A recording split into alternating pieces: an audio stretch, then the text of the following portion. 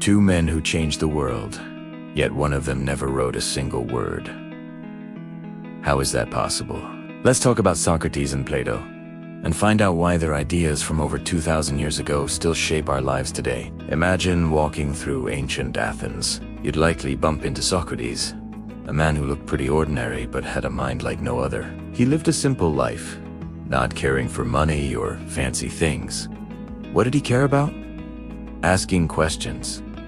Lots of them. This became known as the Socratic method. He wouldn't give you answers directly. Instead, he'd ask a series of questions that would make you think deeply and, hopefully, discover the truth for yourself. He famously said, "The unexamined life is not worth living." For Socrates, true virtue was knowledge. He believed that if you truly knew what was good, you would always do it. He argued that taking care of your soul, your inner self, was far more important than chasing wealth, fame, or power. This radical way of thinking eventually got him into trouble with the authorities, and he was sentenced to death.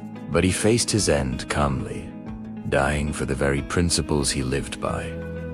Now, who was there, watching all of this unfold? His most brilliant student, Plato.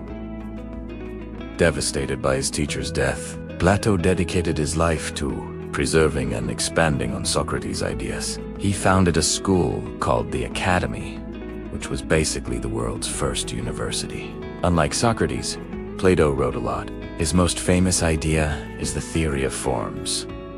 He argued that the physical world we see around us isn't the real world. It's just a shadow or an imperfect copy of a higher spiritual reality, the world of perfect forms. To explain this, he used the allegory of the cave.